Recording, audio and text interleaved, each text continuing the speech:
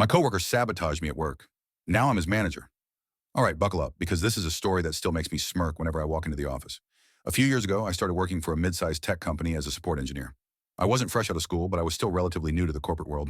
I was hungry, dedicated, and probably a little too trusting. Enter Ethan. He'd been there a few years longer than me and was considered a veteran in our department. Everyone said he was the guy to learn from. At first, he was friendly, gave me tips, helped me navigate the ticketing system, even showed me shortcuts in our workflow. I thought I'd found a solid mentor, but that changed pretty fast. Whenever I made progress or got recognized for something, Ethan's attitude shifted. He'd make little digs like, "Enjoy it while it lasts, newbie," or "Don't get too comfortable. People come and go here fast." I brushed it off, assuming he was just teasing. Then things started getting weird. The sabotage. We had weekly team reports that we'd all contribute to before sending to our department head. One week after I submitted my section, my manager called me in and asked why I'd entered incorrect data that made our numbers look bad. I was confused because I knew I'd double-checked everything. I pulled up my version of the document, and the data was different. Someone had altered it after I submitted. Later, I noticed small mistakes popping up. Emails supposedly from me sent to clients with missing attachments. Tasks marked incomplete in our system when I knew I'd finished them. And once, an entire project file went missing from our shared drive right before a client review. Guess who was always the one to find the problem? Ethan. He'd swoop in, point out the mistake, and then fix it in front of management. He got praise, I got warnings. It took me a while, but I started keeping receipts. Literally.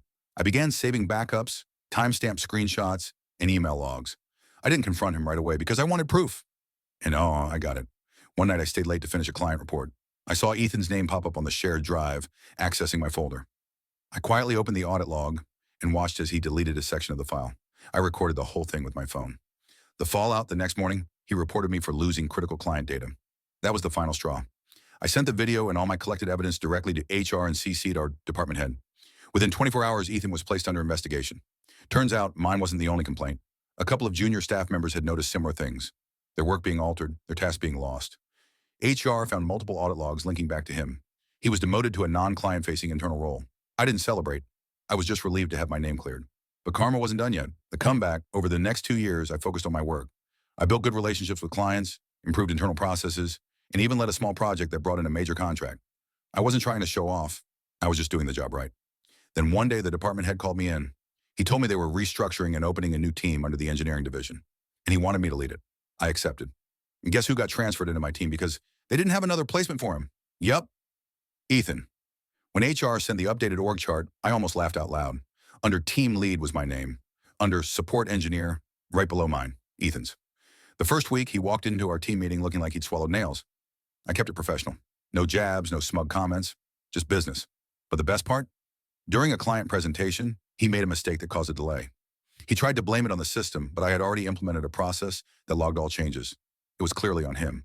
The same manager who used to question my work turned to him and said, "You need to take accountability like OP does." Learn from them that moment? Pure satisfaction. The lesson, I never rubbed it in, never gloated, but I could tell every time he saw me in the manager's office, it burned him. The same guy who tried to sabotage my career now has to report to me and follow my direction. And here's the best part. I treat him fairly.